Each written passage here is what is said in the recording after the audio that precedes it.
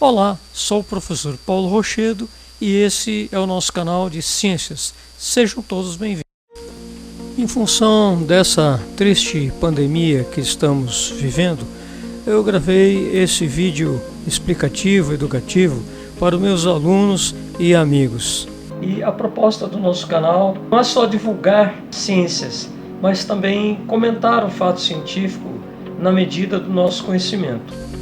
Há um envolvimento de todas as áreas, na área de biofísica, de microbiologia e de biologia molecular. Nunca enfrentamos um desafio tão grande com necessidade de nanoscópios digitais para entender a sequência genética. O nanoscópio é um equipamento que consegue ampliar as imagens 1000 vezes mais do que um microscópio comum. Alguns conseguem visualizar movimentos de micro-organismos. Então selecionamos algumas dessas imagens com animação virtual para entendermos melhor e poder passar essas informações para as diversas áreas, incluindo nossos alunos e todos aqueles que têm interesse em conhecimento científico. O campo da biologia molecular é infinito, e esse estudo permite catalogar muitas espécies dessas criaturas microscópicas e classificá-las adequadamente. Atualmente já existem centenas de milhares de micro-organismos classificados, com auxílio do recurso digital computadorizado acoplado a equipamentos de nanoscópicos e outros de laboratório. Com isso, é possível visualizar o movimento de fitas e cordões de sequência genética e estudar como os agentes infecciosos agem quando penetram no organismo de seres vivos, invadindo suas células e sistema linfático e também a corrente sanguínea.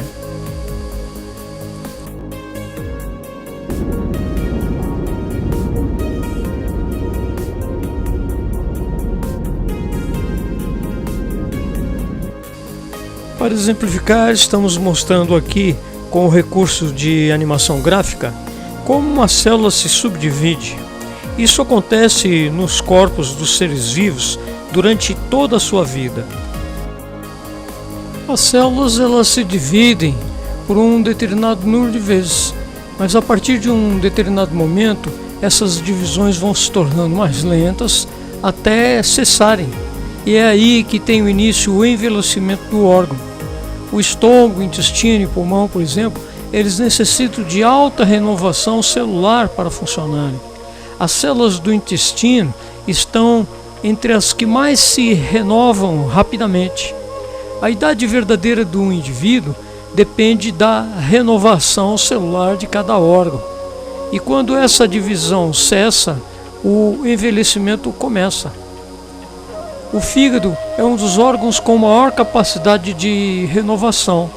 E no cérebro existe uma série de fatores de risco, como o álcool e o fumo. Eles aceleram o envelhecimento dos neurônios. Entretanto, isso não é uma regra geral. Essa renovação celular não acontece em todas as células.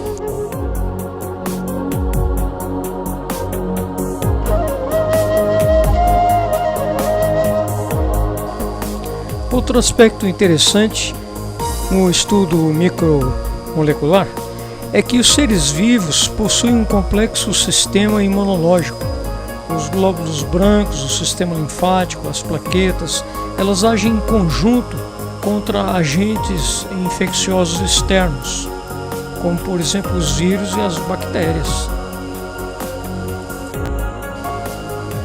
Quando um agente infeccioso externo invade o corpo, todo o organismo reage e uma verdadeira batalha acontece.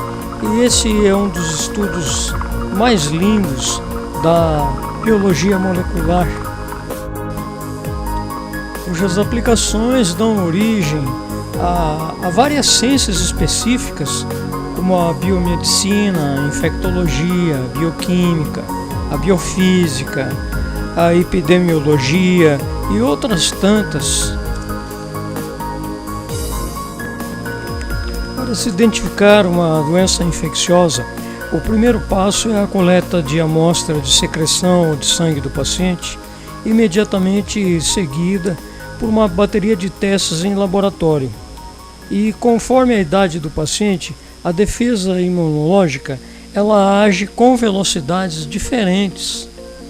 Por isso que a velocidade e precisão dos resultados é fundamental para que haja nesse processo um tempo hábil em isolar o paciente e submetê-lo ao tratamento e monitoramento da doença indicados. Se a doença for contagiosa, uma das providências imediatas é garantir a segurança da equipe médica e dos demais pacientes. Deve-se isolar imediatamente a área, executando-se a higiene e a asepsia do local, conforme protocolo adequado.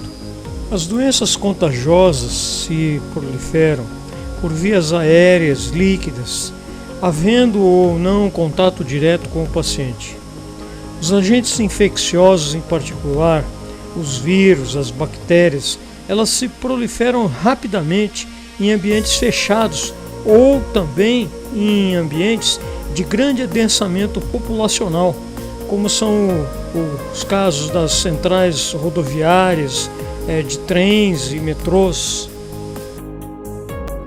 Um simples espirro ou tosse projeta ao redor milhares de vírus e bactérias, mesmo por pessoas sem sintomas ainda. O prazo de incubação de 7 a 10 dias. Nem todas as pessoas desenvolvem sintomas de infecções. No caso de epidemias por agentes infecciosos aéreos, o mais indicado é o uso generalizado de máscaras pela população, especialmente em áreas de grande circulação, independente da faixa etária. Um dos desafios das ciências biomédicas é saber qual é o agente infeccioso que está atacando o organismo do paciente. Os agentes infecciosos podem atacar os animais, o homem e as plantas. Doenças causadas por vírus: AIDS, poliomielite, sarampo, gripe, hepatite, raiva, rubácea, catapora, herpes, febre amarela, varíola, cachumba, dengue, HPV, zika, ebola, SARS, MERS e outras tantas.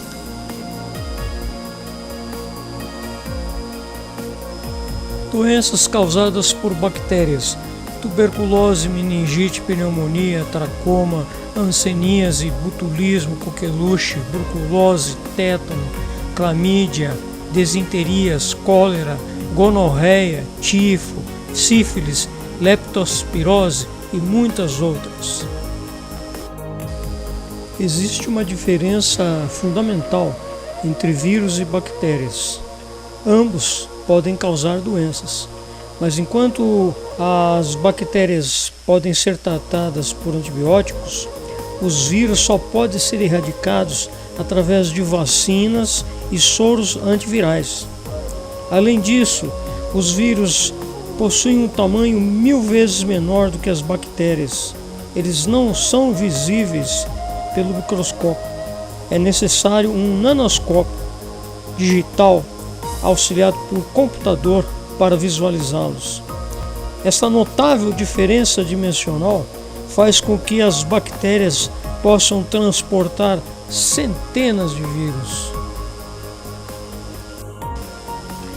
Neste fantástico mundo de micro-organismos, um ácaro actinídeo torna-se um gigantesco animal, medindo cerca de quase 1 milímetro, isto é, 1000 vezes maior que uma bactéria e 1 milhão de vezes maior que um vírus. Diante desse cenário macro, um ácaro pode transportar milhares de bactérias e milhões de vírus. Eu estou destacando isso neste trabalho de vídeo para que meus alunos percebam a complexidade em se manter um ambiente limpo e asséptico, não só nas salas de cirurgia e nos hospitais, mas em nossas residências, como uma forma eficaz de prevenção às doenças. Cientistas e pesquisadores do mundo inteiro se concentram no combate ao coronavírus. Uma das pesquisas aponta a fragilidade do vírus em relação às radiações ultravioletas. Se combinarmos essas radiações a temperaturas acima de 60 graus, o vírus é destruído.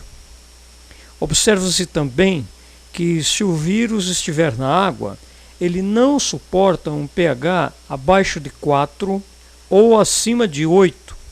E isto é muito importante porque nos orienta em relação ao uso de desinfetantes para higiene e asepsia. Outro desafio que enfrentamos é que esses vírus eles evoluem geneticamente, reproduzindo-se rapidamente em cepas mais resistentes. Isso exige testes contínuos de laboratório para adequada profilaxia, diagnósticos, prescrição e dosimetria no tratamento. Por isso é necessário ter um suporte de laboratório de análise que possa ter resultados rápidos, o que é praticamente impossível pelos métodos bioquímicos convencionais de cultura de amostras. Pesquisadores da Unicamp e da USP estão utilizando o método de biomarcadores para detectar a exata genética, comparando amostras de pessoas sadias com amostras colhidas de pacientes suspeitos de infecção. E eles conseguiram isso com resultados variando de meia hora a 20 minutos apenas. Isto representa um grande avanço em biofísica e em biologia molecular aqui no Brasil. O coronavírus ataca as vias respiratórias. Ele migra no aparelho respiratório e precisa de um ambiente favorável para se reproduzir. Ele não se multiplica espontaneamente no ar. Em condições favoráveis, se multiplica rapidamente, deslocando-se fora e dentro das células, tanto pelo sistema sanguíneo quanto pelo sistema linfático. Assim, não encontrando anticorpos, vai minando toda a resistência do organismo humano. Em pacientes mais resistentes, o próprio sistema imunológico pode eliminar os vírus. E isso aponta uma outra forma de se combater essa doença através do reforçamento do organismo humano até que a vacina seja conseguida. Meus alunos me questionam muito sobre isso. Professor, por que essa vacina está demorando tanto para ser elaborada, para ser descoberta? Acontece que o vírus ele se modifica muito rapidamente, geneticamente criando outras cepas. E quando a vacina começa a ser delineada na sua etapa final, ele já mudou sua genética básica. Isso me faz pensar que talvez a gente não consiga desenvolver uma vacina adequada.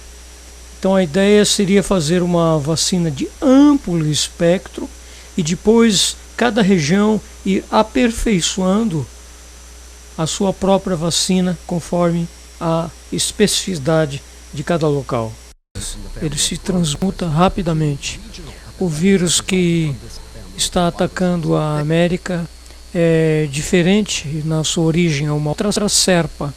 E no Brasil também já foi identificada uma outra cepa diferente. O jeito então seria reforçar o organismo do paciente através de drogas estimuladoras que existem no mercado. É o caminho que seguiu a China, é o caminho que segue a Alemanha e também o próprio Japão. Interessante salientar que algumas dessas drogas são de uso veterinário em equinos e suínos, mas que foram usadas com adequações em sua dosimetria para os seres humanos.